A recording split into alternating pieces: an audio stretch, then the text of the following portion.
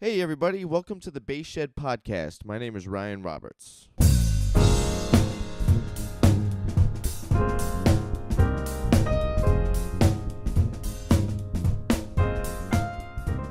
All right, so this is the second half of the conversation with Jayme Silverstein. We continue ranting about music. I put about the last 10 minutes of episode 1 in there so we know where we picked up from in the conversation. There's later towards the end, I was trying to do this. I was trying to do this segment on the podcast where I get guys to tell me their worst gig stories. I started with Gary Wicks, and Gary actually had a couple that didn't make the podcast because of I'm trying to keep this thing at like an hour, like right around an hour. I don't know what I'm doing with the formatting of this thing yet. I'm still trying to figure it all out. So bear with me on that.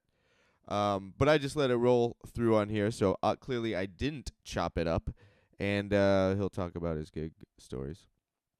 So here is the last half of the conversation with Jayme Silverstein. Based on your merit, it's based on your association. Now. Did you get pissed about that? No, I didn't get pissed. I would laugh. Yeah. Because I'd see it immediately. But the bottom line is, like, are they bad people for it? Like, human psychology is what it is. Yeah. Right. You know, just because it's everybody's trying to step up and you know, definitely out here, especially out here. Yeah. But no, I can't get mad about that. Okay. LA just happens to be like the worst town in the world for that. But sure. Or the best, depending on perspective. It is the most frequent in this town, you know. Yeah, I mean, this is the town where, like, you'll be talking to someone at a party and they're looking over their shoulder. Yeah, to see what's up. To see who else they could. Unless you can drop some names super quick to hold them. Right. But I mean, that exists. I've been on both sides of that coin, and I mean, definitely feels better to be on the other side. I'll tell you that. When you're getting the respect. No, when you're getting the respect. When you're getting the respect because you had the big gig. Yeah. Sure. And now I'm, working my way back to that place as a producer. Yeah. But okay, so yeah, New York. I do the 1 week with Estelle, and then after that, for the next year, like, nothing really came up. And I was like, did I peak in New York? Like, I wasn't hearing about any auditions or anything. It was just like, man, is New York drying up for me? What year was this?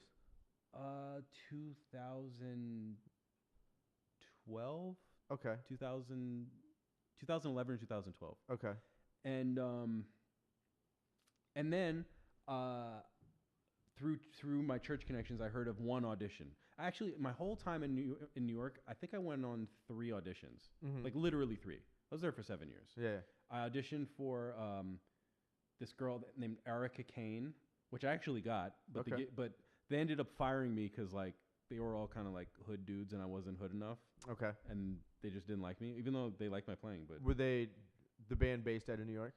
Like everybody from New York, or was it like some LA hood guys? No, it was like New Jersey hood dudes. Okay.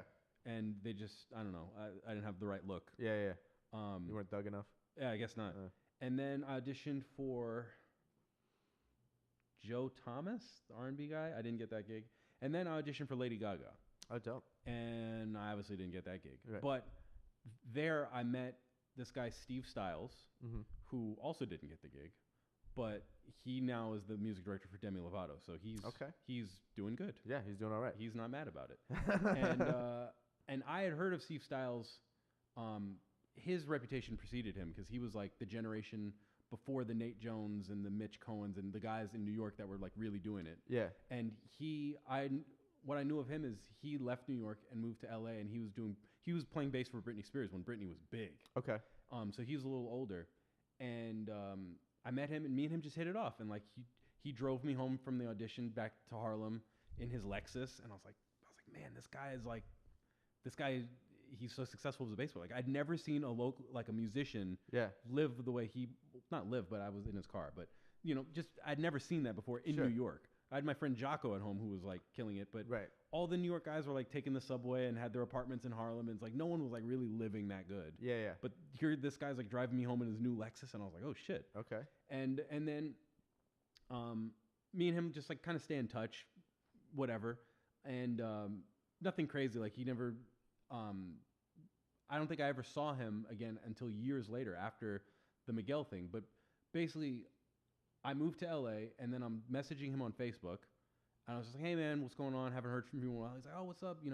And then out of the blue, he just asked me. He goes, "Hey, I remember you told me one time that you like San Francisco, like just randomly." And he's like, "This guy Miguel has a gig in San Francisco, and I can't make it. Do you want to do it?" And I was like, "Sure." And I knew who Miguel was, but he wasn't big or anything back then. Okay. And I was like, "Sure. How come you don't want to do it?" He's like, "Well, I just got called to play for Demi Lovato. I'm going to try to do both gigs. Of course. So, just let me know how this goes. You can sub for me." Yeah. Right? And then I subbed for him, and it was actually my first time even playing key bass. Okay. And they told me, they're like, "Don't bring a bass." Really? It was just key bass? It was just key bass. Okay. And I got to the gig. Did you have to go buy one? Did you have a little rig? No. Okay. They just backlined me like a Moog. Okay. And I was like practicing the gig on my MIDI keyboard. Yeah. And I had like made a sub bass tone and all that kind of stuff. And I was producing by that point, so I was I could like get around. But I remember I got there early, and the keyboardist was this guy Derek Cobbs, Okay. who's really big now. Like I think he plays for Charlie Puth now. Ooh. Okay. Yeah, he's done super well for himself. So shout out to Derek Cobbs, Yeah. because he was the guy that like really saved me on the gig, because I think he was the key. He would go back and forth between key bass and keys. Okay. And basically the keyboardist was leaving, so he was taking over keys, and then they were looking for bass players, so now I'd be key bass player, I guess. Yeah. And basically he set me up with all my tones, and then he's like, "You have to tune the Moog." And I didn't know that a keyboard would go out of tune, so that was just like mind blowing for me. I've never played key bass. I don't know that world. Really? Yeah. It's a fun world. Yeah. Because you can really overplay on a key bass, and everyone is so into it. I don't need another instrument to do that on. Like Key bass is fun because it's like the attack isn't percussive; it's smooth. Yeah. So you literally can just get away with murder. Right. And you do the wee with your thumb. Yeah. Everyone thinks it's the coolest shit in the world. Like key bass is such a funny instrument to me. I love it. Okay. But it's a fun one. And yeah, so that was I flew up to San Francisco. I played an instrument I'd never played before live. But you knew the parts. You worked out all the parts Yeah. and everything. Okay. And then I mean, of course you knew the parts. That's a dumb question. Like you had shedded the parts, not on a key bass, is what I meant. right. Yeah. Okay. Well, I also shed them on my MIDI keyboard. Right. So okay. I wasn't just like totally winging it. Yeah. Yeah. But it was still pretty nerve-wracking.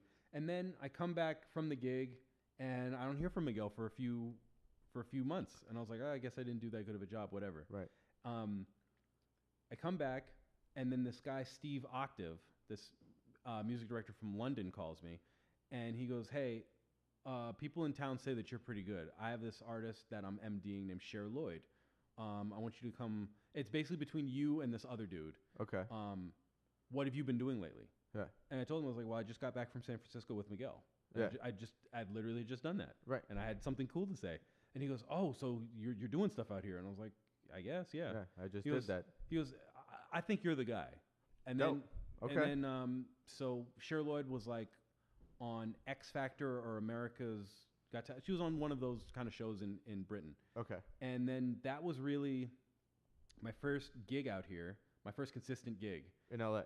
Yeah, well, we were flying. It was basically like New York, LA, Toronto, just like doing spot dates, Okay. like TV kind of stuff. Promotionals. Yeah. Yeah.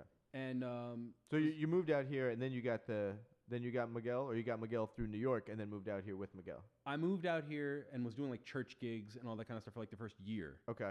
And then Steve Styles, I messaged him on Facebook, and then that's when that happened. That's how that happened. But okay. I was hustling, going to Libertine and all the yeah. for like the first year. Sure. And then I got the call from Miguel. Then I come back. Then I start playing with Cher Lloyd. And then here's where Miguel comes back in. I'm doing South by Southwest with Cher Lloyd, and Miguel's opening for Cher Lloyd. Oh. And Miguel's like, "Hey, what are you doing here?" Yeah. I was like, "I'm playing with Cher Lloyd." And he knows he's opening for her. Yeah. And So that just puts you in another. yeah. Yeah. And then literally that weekend, he's like, "Hey, I got a bunch of dates. You want to do them?" Killing. And then Okay. 5 years later, Right. And so then what year was that when you picked up the gig? Let's see. I played with Miguel maybe it's just short of 5 years. I think it was 2012 to 2016. Okay. Yeah. Yeah. Okay. How many records did he put out during that time? 3. Okay. You're on all the records. Yeah. Okay. And then you wrote. I remember asking you. I can't remember if that was before or after the mics were up. You wrote on some. He wouldn't call it that. Okay. But you were in the room, a part of the creative process. Yes, I would call it that, but he wouldn't. And so you didn't get writer cred. I did get writer's credit. Okay. But my percentage doesn't reflect my contributions. Fair. Yeah. That's probably all I should say about that. Yeah, I mean, there's.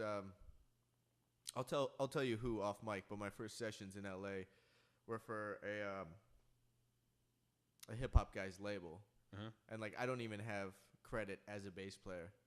Yeah, it's crazy. Like they would just call me in, and I'd go down there, and I'd cut the session, and they would just hand me, like a wad of cash, and I was like 24, and I'm like, yeah, this is it. Like I'm moving my way up to in the session scene in LA, and then it all tanked, and I went snooping around one night to see if I got credit on any of those records, or if I could remember the artist, or no, nothing. It's just whatever, fine. That sucks. That world's a different one. There's a lot of dudes that have a lot of stories about that whole thing. Okay, so you're with him for 5 years. Now that's the stage. That's the stage. We just said it. So Manhattan School of Music, upright player, jazz, learned, worked your way up through the scene. Now, your headspace about music. So all that being said, like this is where you're at. You're educated. You're educated. You did heavy gigs. You're writing, production, all that. Now your perspective on music, the one that you text me about when I asked you to do this. You're like, thanks for the invite, man, but I think I'd be a good fit. Well, I will let you talk about that. I'm not going to read the text. Well, the first thing I realized once I was on a good gig was that all the things that musicians do to prepare to get on a good gig is just for naught. Okay. Because like I went from working my ass off and making little money, and having to memorize 70 songs in a week, right, to having to memorize 7 songs for 4 years, and like making really good money, and it's like all the solos and all the stuff you transcribe, you go from that to like playing root notes and just like dancing and at what age, like realistically, at what age in your course of playing could you have gotten that gig and been totally cool? Not to diminish the music at all, but the simplicity of it and what you thought it was and what you were striving to do with all the odd meter things you were practicing. That really those don't go anywhere. At some point, you realize the more money you're gonna make, the less you have to play. That's really how it works out. Right, right. Well, I will tell you the hardest thing about any of those gigs and why a lot of people don't get them or keep them is the restraint of just playing appropriately. Sure. Not to say like you have to play exactly what's on the record. Like they, an artist will want you to light it up now and then. Yeah. But could 21-year-old Jayme have hung on that gig? Technically, like absolutely. Yeah. But I wouldn't have had the restraint to just like not jizzle over stuff. Yeah, it's just the maturity and discernment of musicianship. Well, yeah, but it's also the perspective of like for instance, there's no way to know without doing it that that was a bad idea. No, well, here, this is what I'm going to say. Like, for instance, if you play busy bass in a stadium, it sounds horrible. Like, so all this like virtuosic stuff does not translate. The bigger the venue, the less that translates. Yeah. And there's no way to know that until you play a gig and then you hear back, the front of house mix. Okay. And so then you start to realize like, oh, playing simply does actually sound better. Right. When you're playing certain styles of music. Yeah, because it just doesn't all run together. Right. Yeah. So like, if you're playing like a theater, like a 2,000 venue, 2,000 person venue, like, yeah, you can do your shit. And it also depends how good the front of house guy is. But stadiums like or Staples Center, Barclays, all that stuff. Like it really, like you're really hurting the show to overplay. Okay. So, yeah, it's just perspective. But like for instance, I remember there was one gig where like Miguel's music, you'll get a kick out of this. Right. Miguel's music, it's like R&B, hip hop, soul kind of stuff. So there was a big ass kick, right? Then there's an 808. Then there was a saw bass coming from the keys player, and then there's me playing electric bass. Yeah. There was one gig, I swear to God, I just muted myself. I literally just muted myself and then just acted like I was playing. You sidelined? Yeah. And he was just like, dude, sounds great tonight. Because I was like, this is a mess. Like, what am I? And then I started realizing, I was like, okay, I'm like the cool looking mixed guy who's like, wears his bass low so it looks like a rock gig. Sure. Like when I first started on that gig, I was playing key bass. Did they give you notes about your look? Did they dress you a certain way, or did they tell you? Yeah, you got all that. Yeah. Because I met you when you weren't all inked up. Was that your decision, or were they kind of? Oh no, that was my decision. Okay. But they were super happy about it that I did. Cool. But basically, I started and it was key bass, and then as his music changed, he went more of a rock direction. Okay. But basically, he just wanted the look of having rock guys. Yeah. So it's like me and Drew DeCarlo, the guitarist, we'd like play back to back, and he wanted that like heavy metal thing. Okay. It kind of didn't really matter all that much what I was playing. Right. All right. So you just didn't. You just would hit mute. Yeah, and I mean, I remember there was for the last tour that I did with them, they hired a movement coach for me. Really? Because they really wanted me to step up my dancing. Okay. Which I was so uncomfortable with because I'm a bass player. Like I just want to be in the back and let me do my job and afterwards let me find some women or produce or whatever. Like whatever I don't want to be in the front of the stage. And they're like, nope, you gotta do that shit. How many years into the gig was that? 3 or 4. Okay. Mm-hmm. That sucks. Yeah. Because like you'd already been doing it one way and it was fine. Totally, but it came with a raise though. Oh, okay, then that's cool. So I was like, yeah, right. So what was that like? If you're out on the road during the day, you'd have movement lessons? No, the movement stuff was in rehearsal before the tour? Yeah. But then like the movement coach would come out during the tour and like double check with us like, hey, are you doing your shit? If you're still checking in. Yeah. But by that point it was like the tour was going well. And did you get into it? Did you kind of open up to receive it after doing it enough? I'll be honest, I had to drink before every show. Just to relax enough wrap to your mind around doing that? Yeah. You know what? It's funny. There was a moment in the tour. This was the scariest moment for me every single night. I just hated this moment. Yeah. There was a moment where Miguel would go backstage and he would do like a costume change or something. And then the band would have to come forward. The DJ would play a song. We take off our instruments and we just entertain the crowd and just kind of like stroll across the crowd and do a little dance and like high five people and whatever. Yeah. I was keep so energy up. Yeah, I was so scared of that moment. Like really? Sometimes it'd be cool if there was like a woman that I wanted to try to take home. Of course. Because then you could flirt with her or whatever. But just the idea of like I'm dancing on the stage without an instrument, I was like too exposed. Like, did you feel just too vulnerable? Yeah, I was just like, this is. I would actually kind of like get angry. I'm like, I'm not getting paid to do this. I'm getting paid to play the bass. Right. Like, right. But looking back on it, it's such a small thing. It was literally like a 45-second moment. Yeah.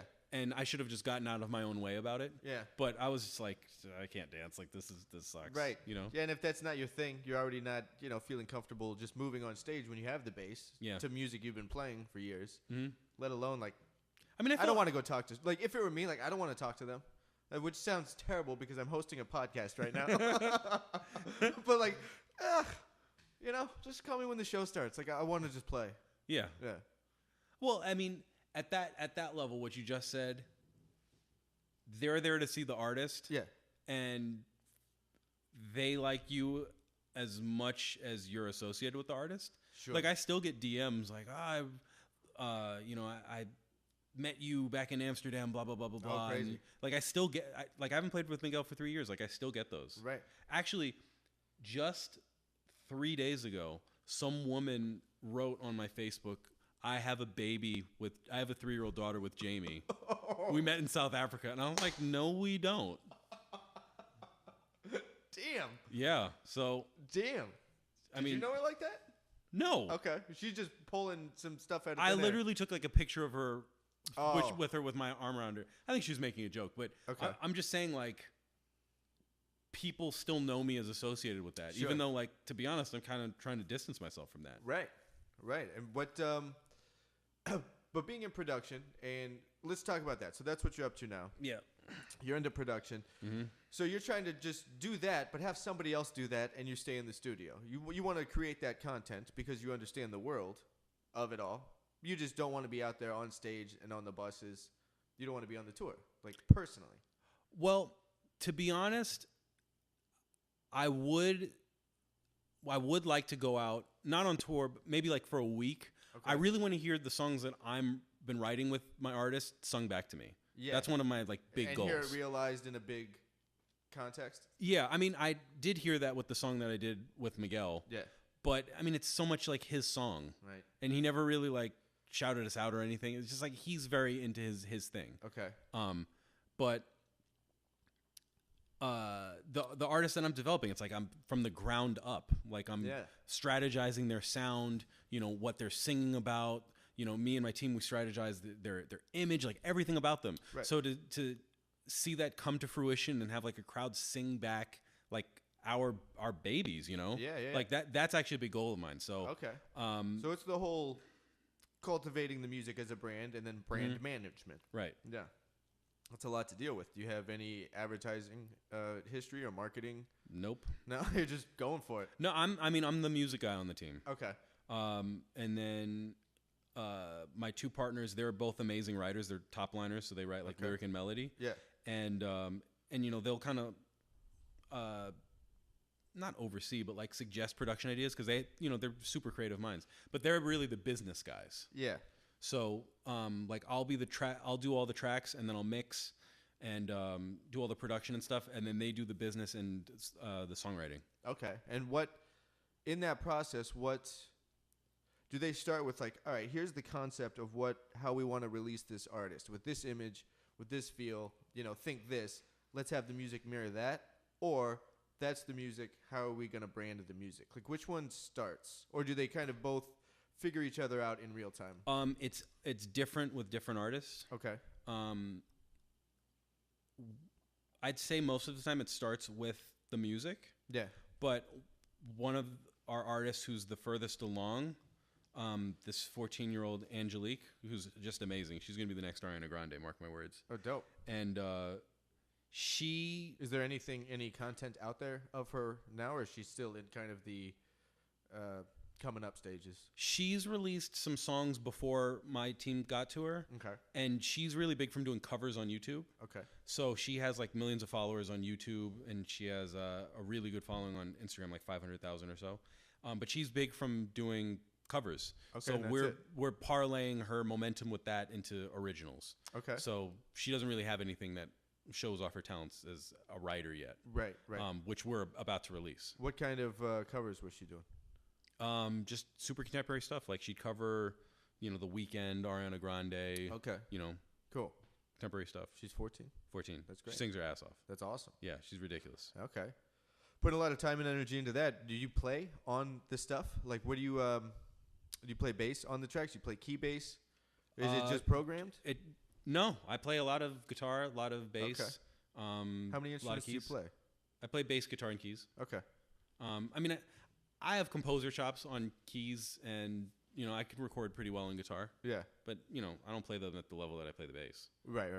Like I can hack out some stuff on piano. Like I had to do some arranging, and like okay, that's it. I can't. It's actually kind of a goal is to be able to do like a hotel lobby solo piano gig. Yeah. Just to have that much. Do it one time. That's a lofty goal, man. Yeah, But what's funny? In the producer world, people think that I'm like really good at guitar and keys. and I'm always thinking, I'm like, man, I know people that like actually play these instruments. Sure. But people are so used to like programming everything that when they see me come up to the session and I have like a guitar, an acoustic, a bass, and I'm playing keys, they're just like, oh shit. Yeah, like, you got all the axes and they're just like, damn. Yeah, it's about like to crush it all. I'm not really playing anything that crazy.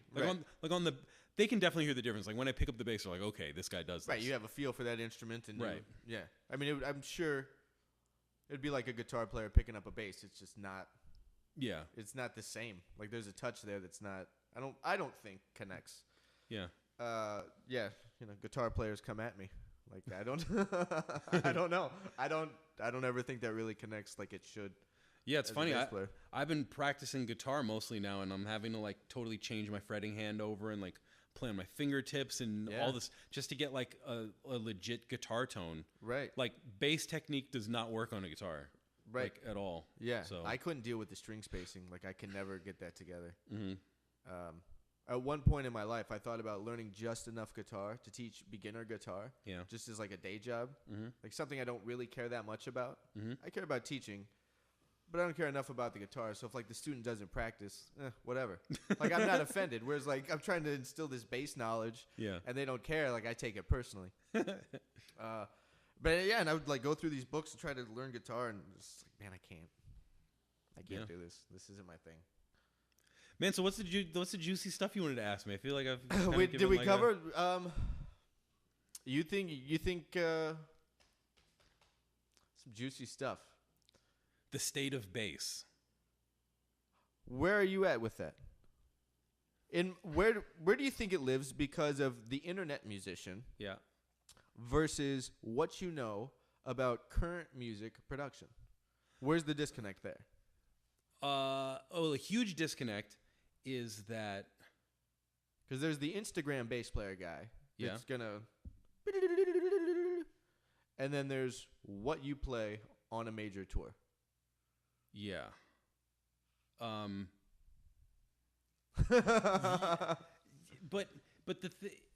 it's so interesting because it's like Instagram bass guy with all the chops. All his chops are gonna get him friends with the people that will tell him about the audition, to where he can go and play none of that. Sure. Right. So maybe the chops are needed, but like I don't think I was ever like the chopsiest guy in town. Yeah, and it's LA, so who knows? I mean, there's some super chopsy guys here. But I feel like the most chopsy dudes don't necessarily get the gigs. It's the dudes that have the best pocket get the gigs. Always. It's the guys with the pocket, and it's the guys with the look.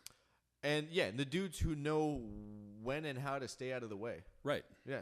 Like honestly, for anyone listening, the art of getting and keeping a gig is looking like you're having the time of your life playing what's on the record. Yeah. That's how you do it. Right. Yeah. So you were talking about that you had some controversial stuff. I don't even know the question to ask to tap into that. Maybe you should reread my text. No, I did. I feel like I'm like letting you down because no, you're not letting me down. Given like a very PG-13 interview, I think. We can. I mean, if this is what it is, it's cool though. No, I mean I think we've covered a lot of ground, but I do want to get into the idea of like behind the curtain. This is what it is, and this. Here it is. Here it okay. is. Here's your text to me. Hey man, I started a bass podcast a few weeks ago. It's pretty simple. I just talk to musicians about their story and who and what is going on in their career. If you have any time and are interested, I'd love to do one with you. I said, man, thank you for the invite. I think I'd be a pretty controversial guest though. I quit playing bass years ago. I got to a high level and it just wasn't fulfilling. I also think very few musicians play to serve the song, and everyone is just out to nail licks. Yep. I think I'd piss a lot of people off, but if you're okay with me saying my truth, I'm down to share. Yeah. Yeah, and I'm down. Okay. And I'm down. I mean, do you feel like we've gotten to the root of that in this? Have you expressed all of that? We've talked a little bit about your personal story more than the overall arc of the kind of culture of music. Yeah. Well, one thing that I think is very interesting is basically, I feel like musicians, so there's a handful of musicians who also produce. Mm-hmm. And they have a healthy appreciation for modern music because they have to, because producing is all about modern music. Yeah. But most musicians don't really give a shit about modern music, so it's like they get on these gigs and like just play stuff that has nothing to do. They're just playing a different vocabulary than the music that's being created. Uh-huh. So I don't know. It's like even when you see a live band and like they churchify everything up with like the hits and all that stuff, yeah. It's like I don't even understand why they do that. Like the listener does not give a fuck about that. Like if you're gonna, I noticed a lot more of that happening once like those Dirty Loops videos really picked up some traction. Yeah. And everybody was trying to do the Dirty Loops thing. Like everybody was trying to reinvent a classic song. You know, with like let's just throw a bunch of stuff in there. But you know, it's funny that I actually appreciate more than like guys getting together and just playing Signed, Sealed, Delivered. Because it's more interesting. Because they're at least showing respect to contemporary music. Yeah. So like guys getting together and saying like, all right, how can we play the absolute fuck out of this Justin Bieber song? Right. I actually appreciate that more than like, let's just get the guys together and play Autumn Leaves in 5 for a half hour and make $75. So like I actually appreciate that. Sure. But yeah, it's interesting. We're in a time where like we went from producers, you know, saying, I need a bass player for this. Let's get Nathan East. Let's get Anthony Jackson. Let's get Daryl Jones, whatever. Now we're at a point where producers have never played bass. Yeah. And now they just program. Like basically we have people programming parts to instruments that they've never played before. Right. And like they're now, and that's informing the next generation of bass players. Sure. For good or for bad. I mean, that might be interesting. I don't know. Because like Anthony Jackson wouldn't have thought of the 808. Right. And now that's just ubiquitous. So. Yeah. Yeah, I mean, I don't know really where this thing's going, you know, with... Yeah. And like a drummer wouldn't have thought of trap drums, like rolling those hi-hats like that. Yeah. It's like, you know, so it Maybe it is it's good. interesting. Do you think that there's a vocabulary that's being lost? Do you think that electronic music is kind of creating its own new vocabulary? Because, you know, you go back to like Motown. Jamerson's in Studio A and Bob Babbitt's in Studio B. Mm-hmm. You know, then Carol Kay's hearing all that shit, and she's doing all that similar type of thing with the Wrecking Crew, and it's around, and everybody's trying to play like that because that's part of the formula of making a hit record. Man, to be honest, I think people have just totally stopped giving a shit about live. Yeah. Well, like, I stopped enjoying seeing live music years ago. Okay. Because I don't go out a lot. I think it always falls short of the record. Yeah. Unless it's like stuff like Brian Blade, like that's just unbelievable live. Right. But I mean, sound-wise, like I don't think they've like nailed live sound yet. Like it just doesn't it just like doesn't sound actually the one show that I saw where it was like, "Oh my god, this sounds unbelievable." It's funny. I saw Coheed and Cambria. Okay. You know who they are? No. Okay, they're a rock group, kind of a like dorky rock group about comic books and stuff. Okay. But are you a comics book guy? Comic books? No, I mean I'm a Marvel guy. Okay. But no, I don't read the comic books anymore. But their front of house guy, I mean, it sounded like a mix. Like it was unbelievable. It just sounded like an album. And where were you sitting? I was pretty much all around, just walking around. Oh, okay. I went to go see my favorite band, Glassjaw, and they were opening for Coheed and Cambria. But yeah, I just think live sound and like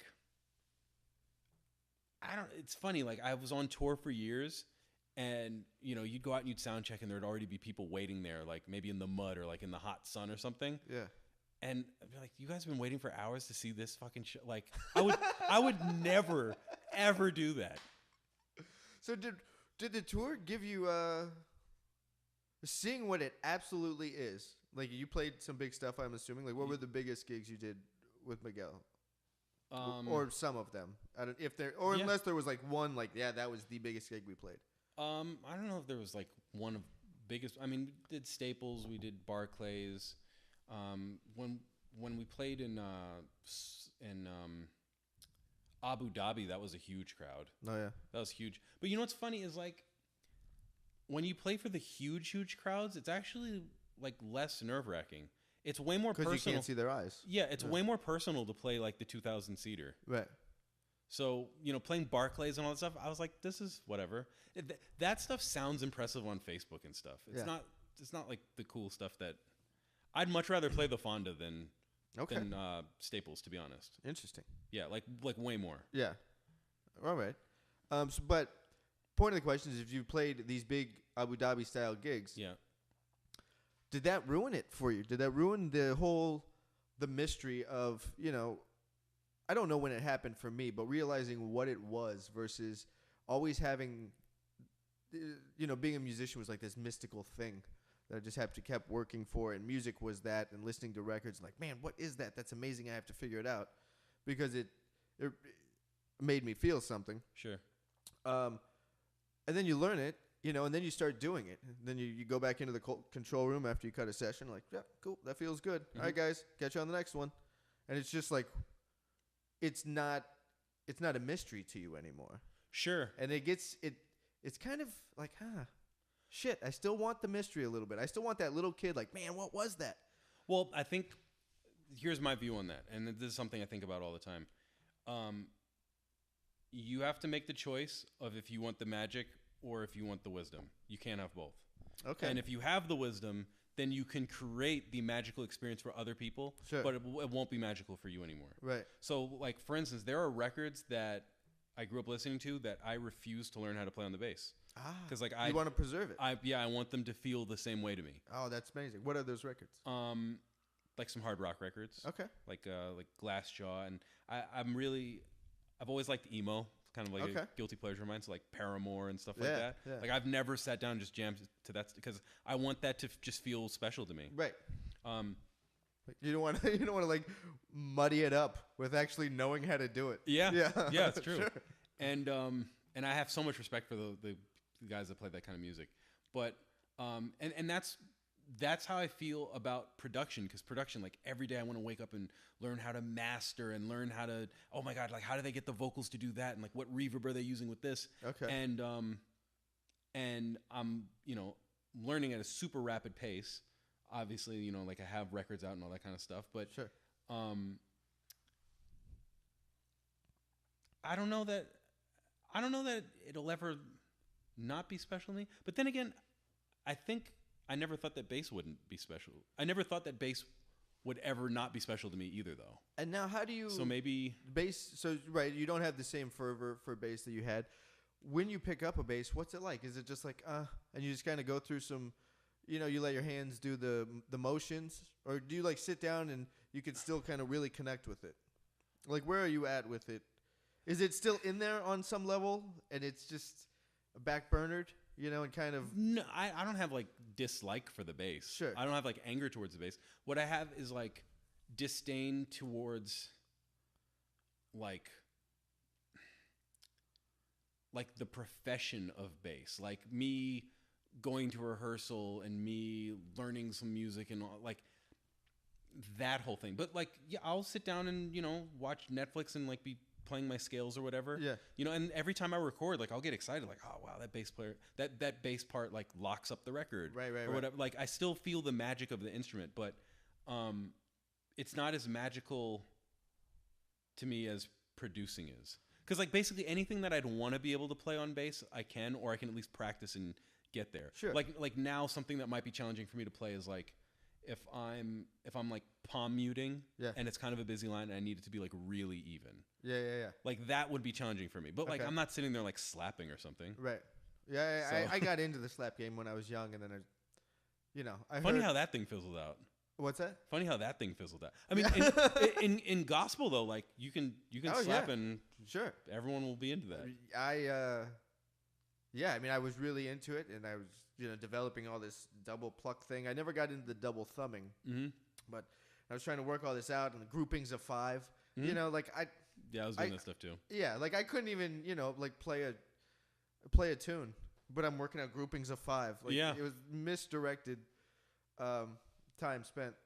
And then I heard like Tower of Power, and I'm like, yeah, no, that feels way better to me. Yeah, like that just feels better. Absolutely. And so I want to do that, and then that learning all the Tower of Power and the Jocko thing, like it's funny because you get like the 5-string and the jazz bass and all that kind of stuff, and then your life just changes when you buy a P bass. Yeah. You're just like, oh, that's like the P bass is really the instrument that teaches you how to play the bass that people want to hear. It's that sound.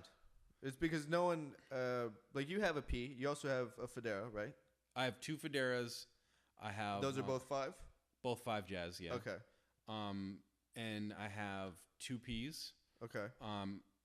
I have like just an American standard that I tricked out, and then I have a 78, which gets all the love. Nice. Like that one just gets on every recording. And is that modded at all, or is that stock?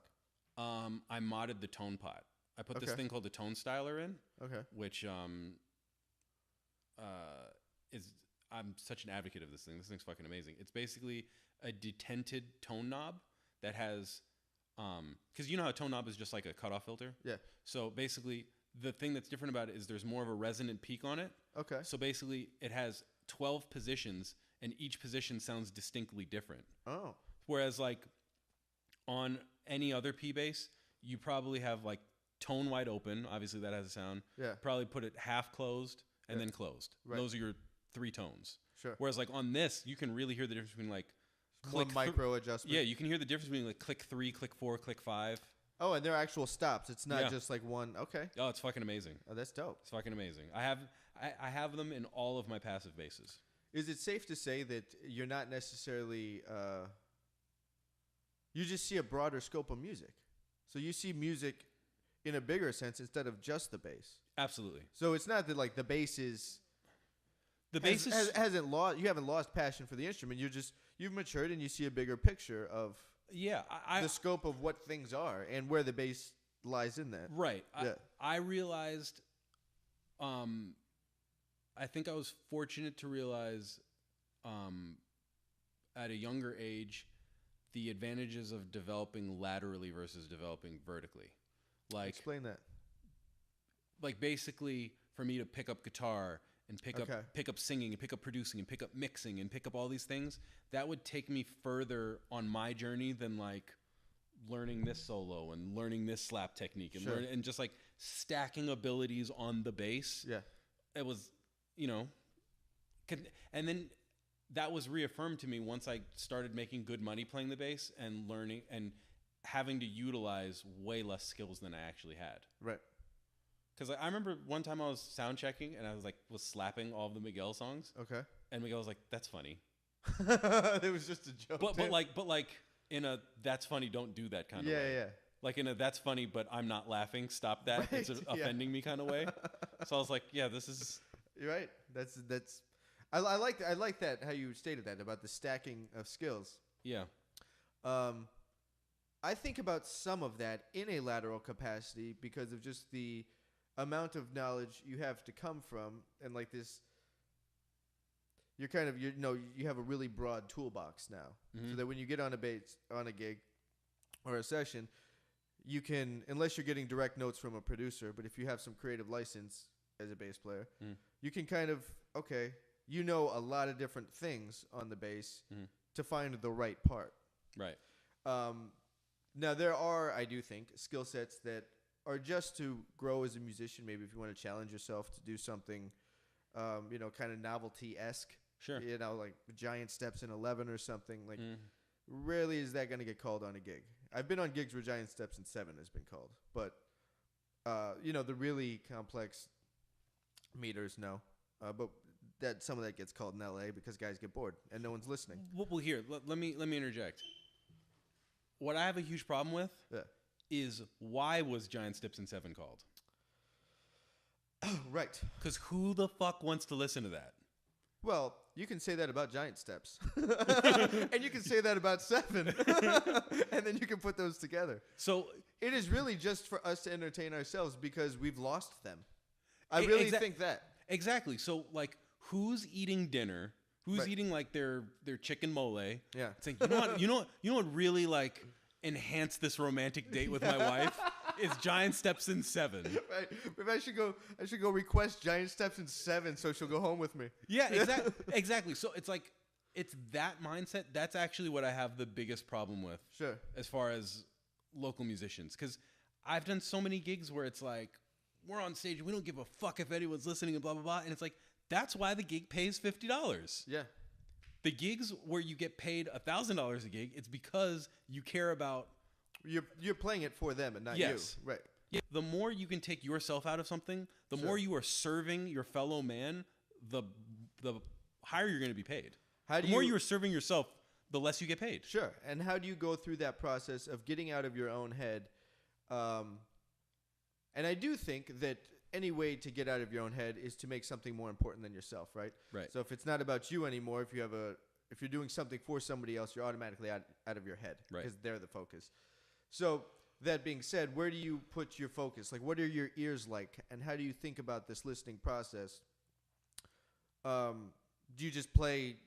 I mean, you could do it, I guess, generically and just play simpler, or you can actually, like, I like to think of the whole scope of everything that's happening and act as if I'm not on stage. You're asking me as a bass player? Yeah. Like, where is your head at? We all know the adage of, serve the music, Sure. and make the best decisions for that. The people that really do that,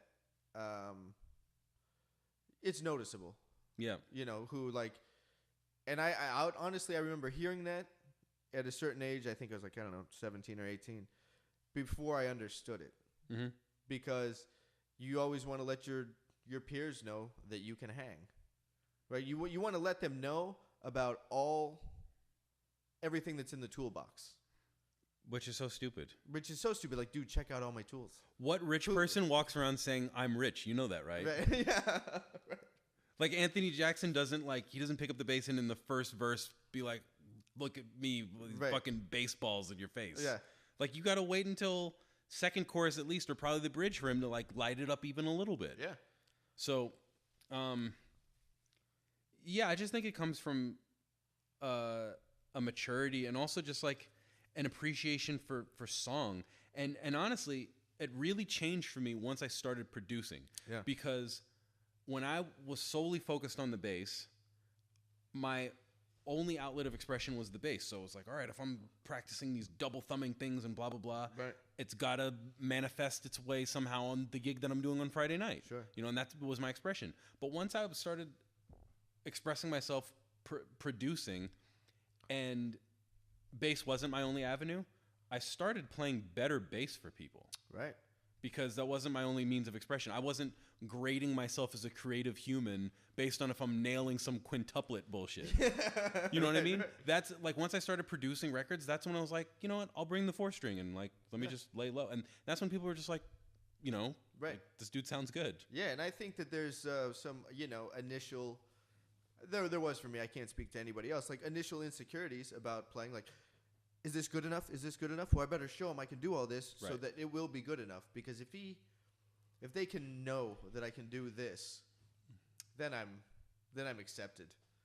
Like, no, and that's the complete opposite. It's like you have to play something so that they understand that these whole notes are a choice. Right, which is dumb. So dumb. Yeah, because like they care more about just like, did the whole note feel good? Right. Yeah, and like, were you on time? And are you cool to hang with? That's the gig. Right. It's fascinating, the whole musical mind, and everybody seems to have that journey. Like, I think that's just a time thing that we all have to go through. Yeah. And everybody comes at it seems like a little differently. Some dudes through production. I think for me it happened when I started writing, and realizing where the bass sat in a composition. Well, I think ultimately you go from playing your one instrument and mastering that, and your whole world is that one instrument. So you make that. I think overplaying comes from making your instrument's role bigger than it actually is. Yeah. Because that's your form of expression. Right. So then when you start writing, you start producing, you start to understand, like, I wouldn't say how small the role is actually, but it's more like the lane it needs to stay in. Exactly. Yeah. Exactly.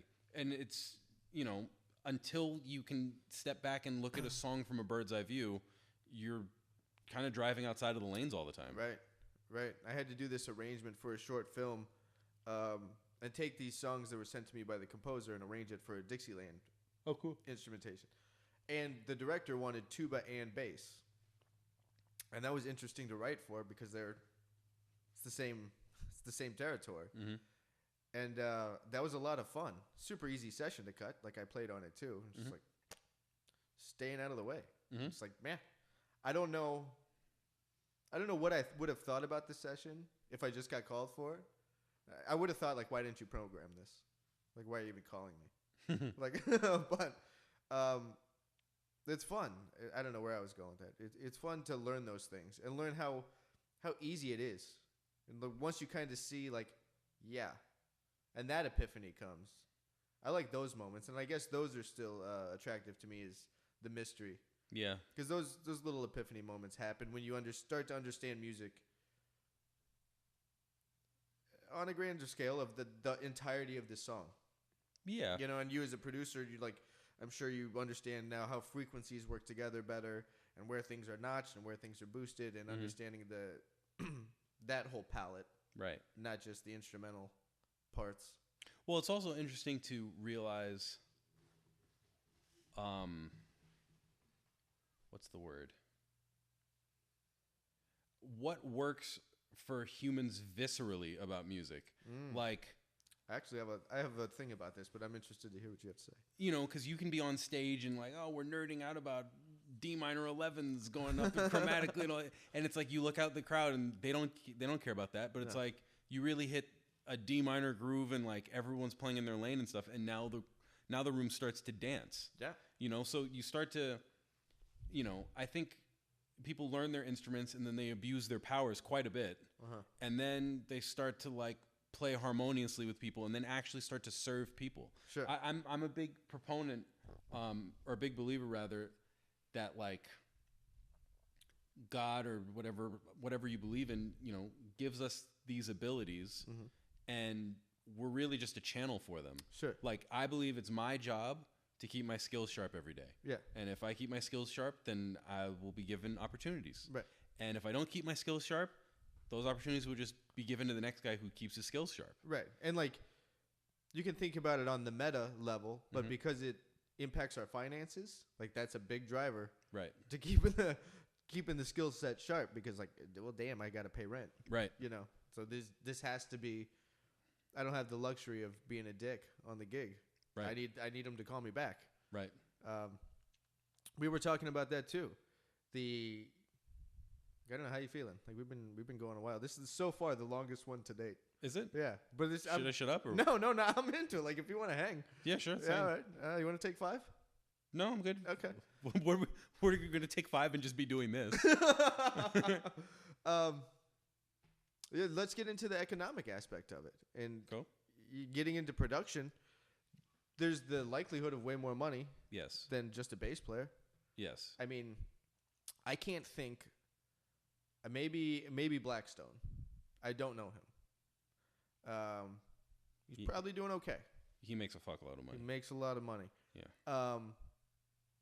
That isn't just playing the bass. He does a lot of contracting. He does a lot of other things besides playing the bass. His business chops are super sound. Like how he set up his whole thing is amazing. And that's what's up. Like that's what I genuinely think. I think musicians who are thinking about going to school or in school, do that. Get a marketing degree. Right. Because what you will be doing the rest of your life is marketing yourself. Mm-hmm. You are a business. Right. You have to understand branding. You have to understand all that. Because you can play doesn't get you the gig. And it doesn't keep the gig. Right. Like, there's another you. Mm-hmm. And in LA, there's, 1,000 other yous. So the financial aspect is you didn't want to. How did you say it before we set up? You said it in a really interesting way. You didn't want to continue down the path just because of the finances. You were working for an artist who was making a ton of money, and you were just kind of in the back. You're making money, but you didn't want that life. No, I didn't. Yeah. I would rather humble myself and chase my dream. Yeah. And at least by age 40 know that I actually tried. Yeah. Rather than at age 40 to have regrets and money. Right.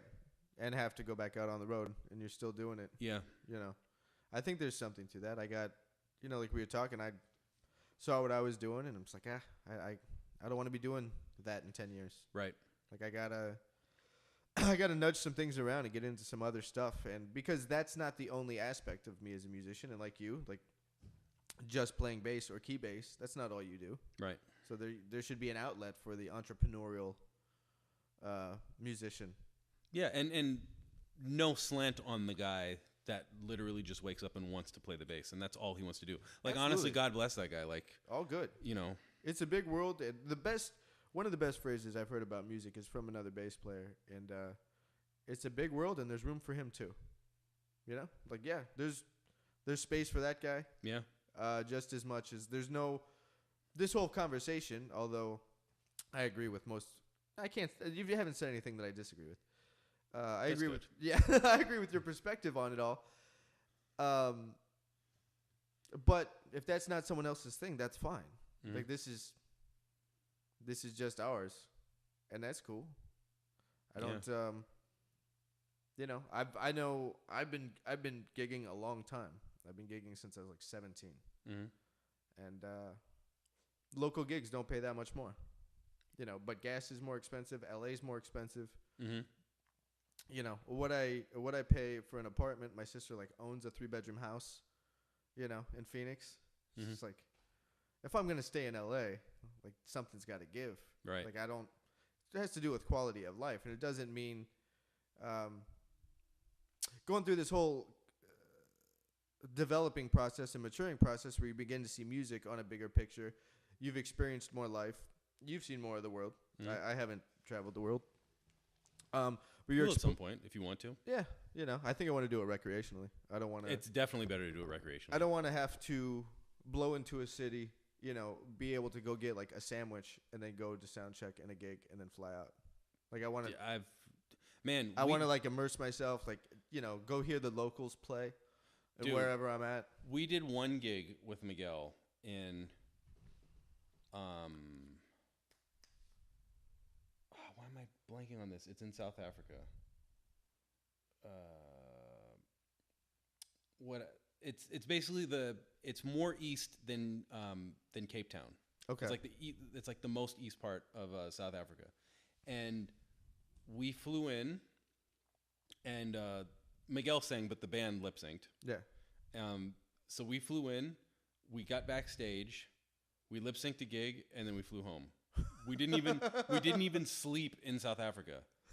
South Africa, that was the longest flight I've ever been on, and it was 27 hours. So we just flew out for 27 hours, lip synced a gig, and then flew back. Jeez. Yeah. I mean, you couldn't have 27 hours. So were you from LA to where? LA to what? Florida? LA to Atlanta. Okay. 4 hour. 4 hours. Atlanta to Johannesburg, 17 hours, and then Johannesburg to, why am I blanking on this? Durban. Okay. Durban, South Africa, is like another 2. Yeah, and then layovers and all that stuff. Yeah. It's a 28-hour. That's brutal. The most brutal. Yeah, like you couldn't have sang it. Yeah. You've just been so out of it. Yeah. That's nuts. And then straight back to LA? Or did you? Didn't get to hang out. Right. Like, yeah, see, if I want to travel, like, that's not traveling to me. That's Right. just a pain in the ass gig. Yeah, me and Drew, we literally like left the premises. We went for a jog to the water just to be able to say we saw Do something. yeah. And then we just had to go back and do the gig. Oh, man, that's enough.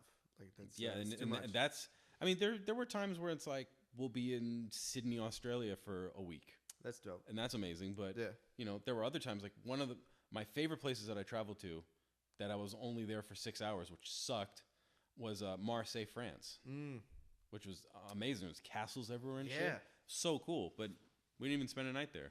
Right. Yeah, so if I'm like, if I'm going to do the travel thing, like, that's personal time. Definitely. I mean, I would do touring if it was a project that was mine.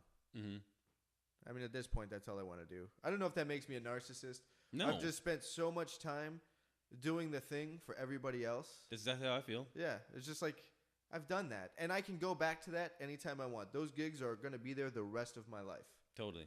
And I don't want to have to compete with dudes like fresh out of college for the gas money. Yeah. So I'm not going to do it. Like, you know, there's actually my mom that brought that up. She's like, you've been doing this too long. Like, let somebody else do it. Like, you know, give somebody else the opportunity to cut their teeth on the gig and get kicked around and have gig stories. And that's what I wanted to talk to you about. Worst gig story. Like the flight, that's a good one. But like, just like, what the hell is going on? It's I'm going to chop this up because this is going to be released as a segment on the thing. Like, Sure. dude's just telling, like, this shit happened. Like, nightmare. Like your amp blew up, or the bass just. It's some just crazy ass road story or local gig story. Let's see. Sorry, I should have given you a heads up about that. I forget to give dudes like be thinking. Let's see.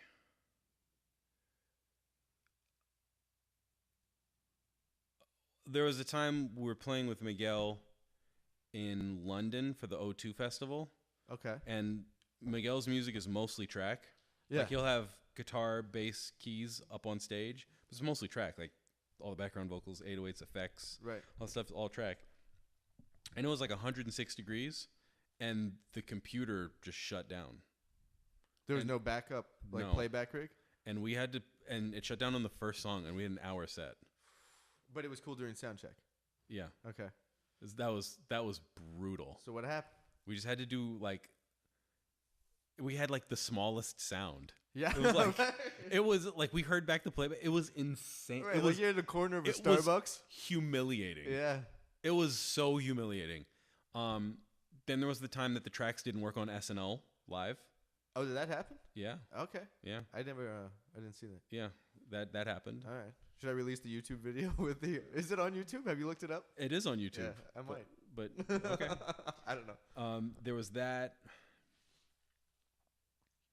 So what happened? Like SNL has problems with their playback. Like, No, it wasn't SNL's fault. oh, okay. It was internal. Ah, Yeah. that person get fired? No. Ultimately, he left. Okay. Yeah. Really? Yeah. How much later? Because you always think like watching any kind of technical error. Mm-hmm. You always think like, yep, they're gonna get fired. Mm-hmm. Like before this, right at the commercial break, they're gonna get fired. Sometimes it's harder to fire someone than you'd think, because you'll be in the middle of a tour and it's like they're gonna have to fly someone out and train them and all this kind of stuff. It's like it's cheaper to keep the person. Right, and they just not use them again. Yeah. Yeah, that sucks. All right, no playback rigs. That's the worst. I mean, that sucks. I don't know what that's like. Then there was the time Miguel kicked the person in the crowd. I mean, that's probably the one thing that people ask me about. Oh, really? Most. Yeah. Okay. Because I was playing that gig. So I don't know if that was bad for me. Nah, it's indifferent to you. It's just funny. a gig story from It's the just road. a famous moment, I guess. There was a time I had diarrhea and they had to rush me Imodium AD on stage. Yeah, right. That was probably my worst moment. That's a rough one. That was really rough. Yeah, you didn't make a mess, but it was. It was so close. Yeah. Oh my God.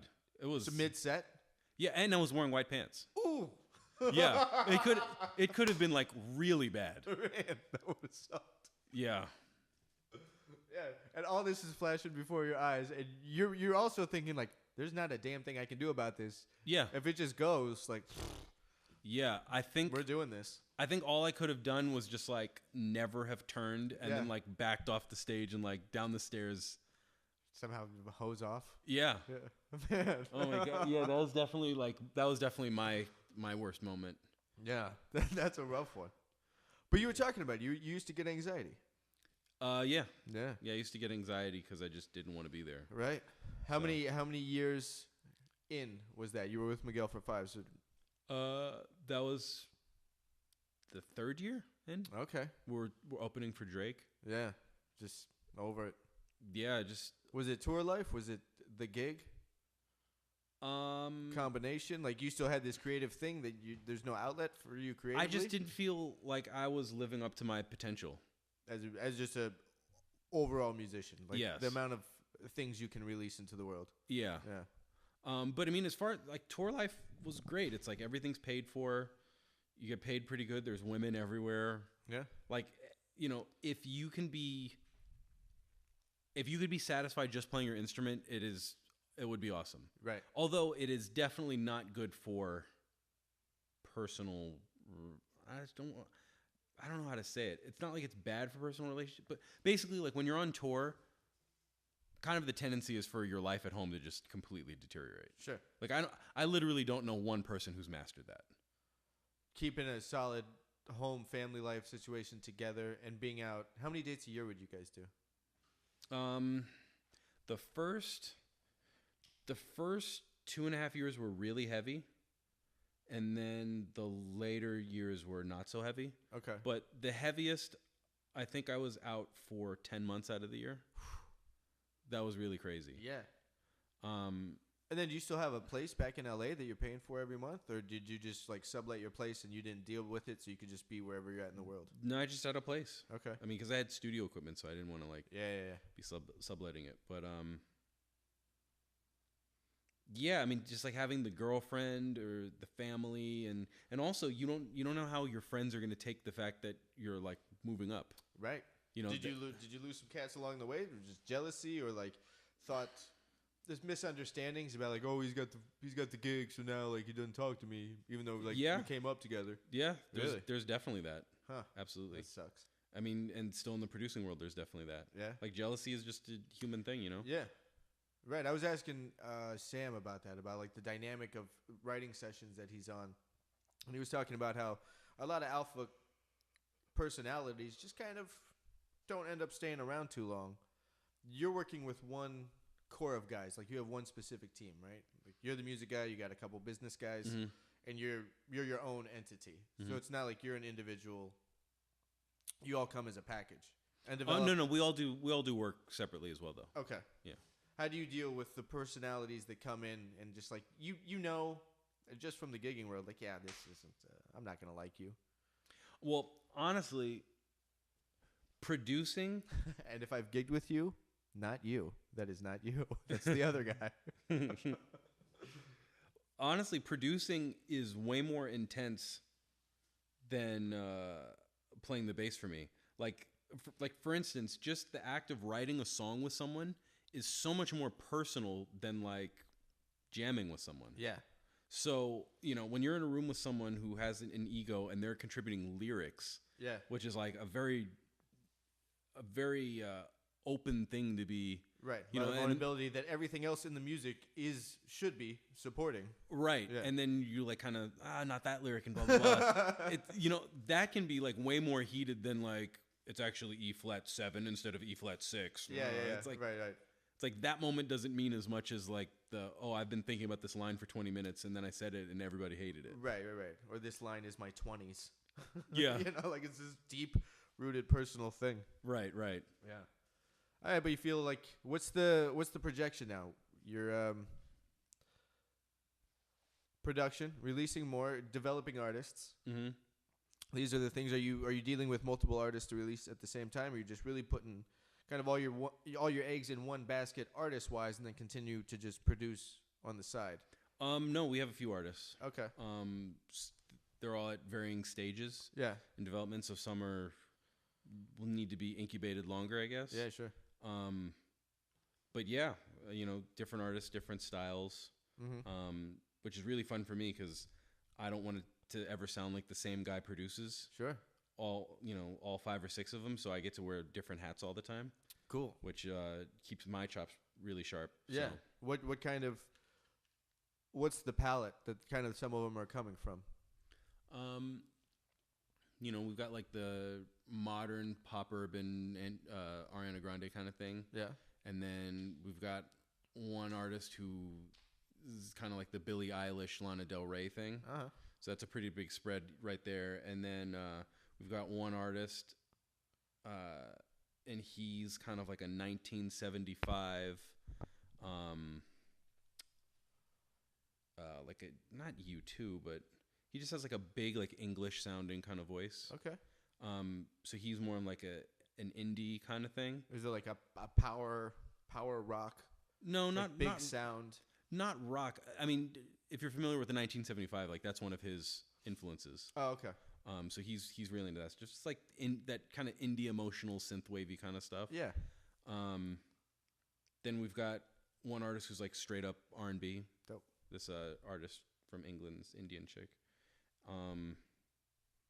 Yeah, I mean it's really fun. And then I've been doing some rock stuff recently with this band on Sony. So I've had to get my playing production. Okay. But I mean I play on the stuff. So I'm playing guitar and bass on the stuff. Killing. I had to practice my pick chops because my pick chops were trash On guitar? on bass. Oh yeah. I had to do a couple sessions years ago and play pick, and it took me a minute. Like, super simple line, but I had to work it out. Like, I've never. I kind of love it now though. Pick bass, You're like into it? yeah, pick bass Yeah. has a thing. It's got a vibe for sure. Yeah. I've never spent time on that. You know. Who's the guy on? Have you checked out Bobby Vega? Yeah. Dude, Yeah. he's unbelievable. Ridiculous. Yeah, it's like, it's so funny because his pick thing kind of sounds like a Victor thing, Right. but it's like, no slant on Victor, but it's like so much more useful. Yeah. I mean, yeah. It's not. You're not gonna get to a session where it's, oh man, this tune really calls for double thumb. Yeah. You know, like, oh, let me just go out to the lobby and like work this line out real quick with my double thumb chops. Yeah. But pick is a different, and double thumbing is a sound difference, but Yeah. pick is a more resourceful, utilitarian Yeah. technique. Like palm muted pick is such a cool sound. Yeah. Yeah, pick bass is a vibe. How do you get your piece set up? Do you have like dampeners at the bridge or anything? No, No. I never did that. I like the sound. Yeah? Gives it a vibe. Maybe I should experiment with that. Yeah, I don't know. You know Oscar Katoya? Yeah. Yeah, he's got that thing happening on. So does that just make it sound like you're muting all the time? Kinda, yeah. And I think you can get different degrees of it. Really? Yeah, because he's doing all that Latin stuff, like he plays with that sound, so it's a little bit more dead. That You don't guy get all those overtones. That guy Sheree Reed I was telling you about, he kind of he plays fingerstyle mostly, but he has a way that like he just mutes with his other fingers. Oh, So he kind of just shifts a lot. Right. And he just sounds like he's muting most of the time, but he's and just that shifting. happens with the fretting hand. Yeah. Okay. I mean, I can't say left because you're left-handed. Right. It's weird. Yeah, dude, seriously, you got to check out Sheree Reed. Yeah. He's like, you're going to freak out. It's so monstrous what he does. That's the dude with Corey Henry? Uh-huh. Okay. Yeah, I'll check him out. I think we're good, man. Sweet. Yeah. This is awesome. Cool. Thanks for doing it. Yeah. Thanks for having me. Yeah.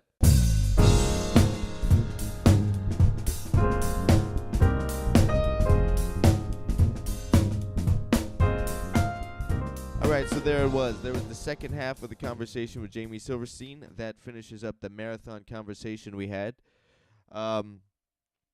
Yeah, I really enjoyed it. I think we went a lot of places, and I liked how his whole perspective on it was just gloves off, and he was talking about exactly what he thinks and feels about musicianship, the occupation, touring, all of it. I loved it. I loved how real it was.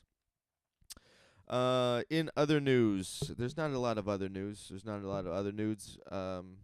Still getting content up on the website. I got to do some of that today, actually.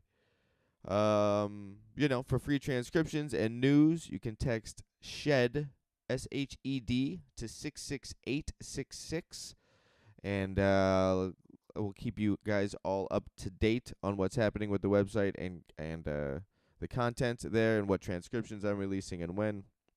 I think it's really just going to be that. I'm just going to release a lot of transcriptions in an educational way so I don't get sued for copyright. So there's that, folks. That's Jayme's story. I'm sticking to it, and I will talk to you soon. I will talk to you soon. I will talk to you soon. I will talk to you soon. I will talk to you soon. I will talk to you soon.